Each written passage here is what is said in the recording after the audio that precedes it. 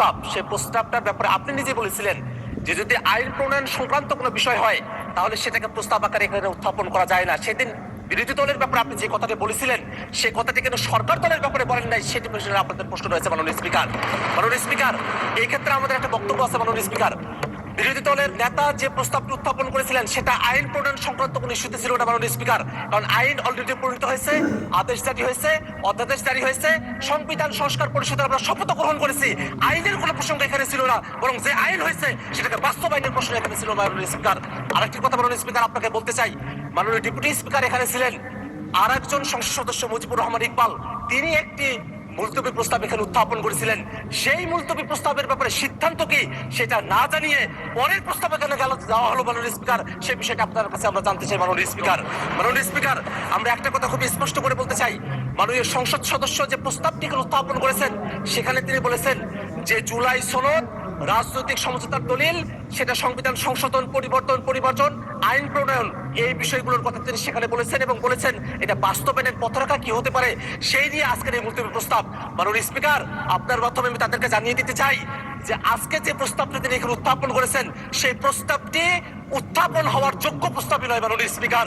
মাননীয় স্পিকার, আমাদের যারা সরকার দলীয় সংসদ সদস্যরা আছেন তারা যে স্মৃতি বিস্ফোরিত হয়ে গেছেন সেই বিষয়টা আমাদেরকে কষ্ট দেয় মাননীয় স্পিকার। আমাদের মনে রাখা প্রয়োজন 31শে জুলাই যেদিন ঐক্যমত্য কমিশনে সংস্কারের প্রস্তাবনাগুলো নিয়ে আলোচনা কনক্লুশন হলো, সেই দিনই সেই বৈঠকেই বাস্তবায়নের বিষয় নিয়ে কি আলোচনা হতে পারে সেটা নিয়ে সকল রাজনৈতিক দল আমরা সেখানে প্রস্তাব উত্থাপন করেছিলাম। জুলাই সনদ কিভাবে বাস্তবায়ন করা হবে সেটা নিয়ে সেই ঐক্যমত্য কমিশনে আলোচনা সমাপ্ত হয়েছে। সেই আলোচনার ফলাফল আজকে বিএনপি মানতে চায় না, এই কারণে আজকে বিএনপি ব্যাক স্পেস চেপে তারা প্রেসিডেন্টের দিকে তারা ফিরে যেতে চায় মাননীয় স্পিকার। মাননীয় স্পিকার, সংস্কারের বিষয়ের যে ঘোড়া, সেই ঘোড়া অনেক দূরে গিয়ে গেছে, সেই ঘোড়াকে এখন লাগাম পরানোর চেষ্টা করছে সরকার দলীয় সদস্যরা মাননীয় স্পিকার। মাননীয় স্পিকার, সংস্কারের যে পুরো বিষয়বস্তু এখানে জুলাই সনদ, আদেশ, অধ্যাদেশ, গণভোট, সংবিধান সংস্কার পরিষদ, এই 5টা ধাপ রয়েছে মাননীয় স্পিকার।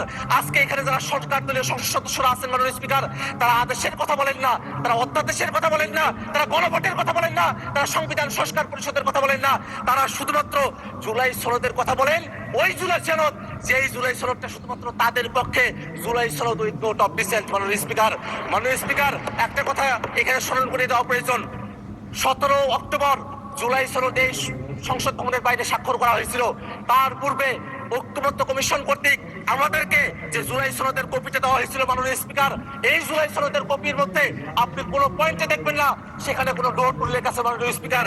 কিন্তু আমাদের সরকার দলের মাননীয় স্বরাষ্ট্রমন্ত্রী এবং মাননীয় আইনমন্ত্রী তারা বারংবার একটা নোটের কথা উল্লেখ করেন, সেই নোটটা হচ্ছে অবশ্য কোন রাজনৈতিক দল বা জোট তাদের নির্বাচনী ইশতেহারে উল্লেখপূর্বক যদি জনগণের ম্যান্ডেট লাভ করে তাহলে তারা সেই মতো ব্যবস্থা গ্রহণ করতে পারবে। এই যে নোটের বিষয়বস্তুটি জুলাই সনদের মধ্যে অন্তর্ভুক্ত করা হয়েছে মাননীয় স্পিকার, এই বিষয় নিয়ে ঐক্যমত্য কমিশনে কোনো আলোচনা হয় নাই। ঐক্যমত্য কমিশন আমাদেরকে যে জুলাই সনদের খসড়া প্রণয়ন করেছিল সেই খসড়ার মধ্যে এটা ছিল না। কোনো একটা দল বা কোনো একজন ব্যক্তি এই সংসদ প্লাজার সামনে এসে নিজের মতো করে এই নোটটি সেখানে অন্তর্ভুক্ত করেছিল যাতে জাতির সঙ্গে প্রতারণা করা যায়। মাননীয় স্পিকার, আমরা এই বিষয়ে ঐক্যমত্য কমিশনের যারা দায়িত্বশীল আছেন এবং এখানে আপনারা যারা আছেন তাদেরকে তদন্ত করে এই নোটটি কারা অন্তর্ভুক্ত করেছিল সেই ব্যাপারে আমরা খোঁজ চাই মাননীয় স্পিকার। মাননীয় স্পিকার, আর একটা বিষয় একটু বলে রাখা প্রয়োজন মাননীয় স্পিকার।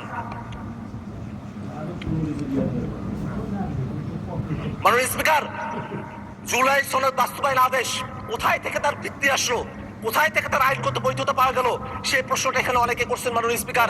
কিন্তু জুলাই সনদ আদেশটা তারা যদি পড়তেন, সেই জুলাই সনদ আদেশের একেবারে প্রিয়েম্বলের মধ্যে বলা আছে জনগণের সার্বভৌম ক্ষমতা এবং অভিপ্রায়ের বহিঃপ্রকাশ হিসাবে এই জুলাই সনদের যে আদেশ সেই আদেশটা জারি করা হয়েছিল মাননীয় স্পিকার।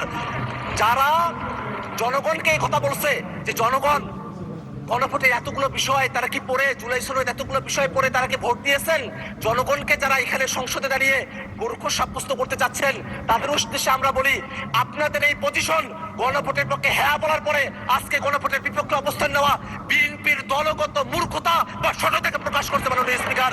আমরা এই কথাটা আপনার মাধ্যমে তাদের কাছে জানিয়ে দিতে চাই। একটা বিষয় মনে রাখা প্রয়োজন মাননীয় স্পিকার, এখানে সরকার দলের পক্ষে পার্থ ভাই তিনি দাঁড়িয়েছিলেন, তিনি বলেছেন সংবিধান একটা কোয়াজি কনস্টিটিউশনাল পরিস্থিতির মধ্য দিয়ে আছে। সরকারি দলের একজন এমপি যখন কোয়াজি কনস্টিটিউশনাল কথা বলেন, অর্থাৎ খণ্ডিত সংবিধানের কথা বলেন, তখন কিন্তু আমাদের যুক্তি বেশি সাব্যস্ত হয় মাননীয় স্পিকার। কারণ তারা বারংবার সংবিধানের পরিপূর্ণ বাস্তবায়নের কথা বলছেন, কিন্তু আমরা বলছি এটাই বাস্তবতা যে বাংলাদেশ 5 আগস্টের পরে একটা এক্সেপশনাল অবস্থার মধ্য দিয়ে আমাদেরকে যেতে হয়েছে মাননীয় স্পিকার। আমরা কনস্টিটিউশন পুরাটা মানতেও পারি নাই, পুরাটা ছাড়তেও পারি নাই, এমন একটা পরিস্থিতিতে আমাদেরকে আসতে হয়েছে মাননীয় স্পিকার। মাননীয় স্পিকার, সেই সময়টাতে বেগম খালেদা জিয়াকে মুক্তি দেওয়া হলো, সেটা কোনো সংবিধানের ভিত্তিতে হয় নাই, কোনো আইনের ভিত্তিতে হয় নাই, সেটা জনগণের অভিপ্রায়ের ভিত্তিতে হয়েছিল। অ্যাটর্নি জেনারেল তিনি যেভাবে নিয়োগ পেয়েছিলেন সেটাও জনগণের অভিপ্রায়ের ভিত্তিতে হয়েছিল। এই যে জনগণের অভিপ্রায়ের ভিত্তিতে সেই সময়টাতে এক্সেপশনাল একটা পরিস্থিতিকে আমরা ডিল করেছিলাম, সেই পরিস্থিতিকেই টেকসই করার জন্য এই যে আদেশ, সেই আদেশটাও জনগণের অভিপ্রায় এবং ক্ষমতার ভিত্তিতে এটাকে জারি করা হয়েছে মাননীয় স্পিকার। মাননীয় স্পিকার, একটা বিষয় একটু জানিয়ে রাখা প্রয়োজন। আমরা জুলাই সনদে এমন অনেকগুলো বিষয় নিয়ে কথা বলেছি যেগুলো সংবিধানের মৌলিক যে কাঠামো আছে সেই কাঠামোর সেখানে ব্যত্যয় তৈরি করে। আমরা সেখানে বিচার বিভাগকে আমরা বিভিন্ন শহরে আমরা নিয়ে যাওয়ার কথা বলেছি, বিভাগীয় শহরে। সেই বিষয়ে বাংলাদেশের এর আগের কোর্টে তারা রায় দিয়েছিল যে এটা অসাংবিধানিক। এই ধরনের কিছু পরিস্থিতি এখানে রয়েছে মাননীয় স্পিকার। এমন অনেকগুলো সংশোধনী রয়েছে, এমন অনেকগুলো প্রস্তাব রয়েছে, সংস্কার রয়েছে, যেগুলো শুধু সংশোধনী দিয়ে সেটাকে টেকসই করা সম্ভব নয় মাননীয় স্পিকার। সে কারণে ঐক্যমত্য কমিশনে আমরা জাতীয় নাগরিক পার্টির পক্ষ থেকে দাবি করেছিলাম গণপরিষদের মাধ্যমে নতুন একটা সংবিধান করতে হবে। সরকার দলের পক্ষ থেকে বলা হয়েছিল সংসদের মাধ্যমে সেটা করতে হবে, এবং তারপরে ঐক্যমত্য কমিশনে সকল দল আলোচনা করার পরে সকলে মিলে আমরা সিদ্ধান্ত গ্রহণ করেছিলাম যে গণপরিষদ সংশোধনা গাঠনিক ক্ষমতা প্রাপ্ত সংবিধান সংস্কার পরিষদ, তার মাধ্যমে এই বিষয়টা সুরাহা করতে হবে মাননীয় স্পিকার। যদি তারা আজকে সেটা ভুলে গিয়ে থাকেন, সেই ভুলে যাওয়ার স্মৃতিগুলো তাদের মনে না পড়তে পারে।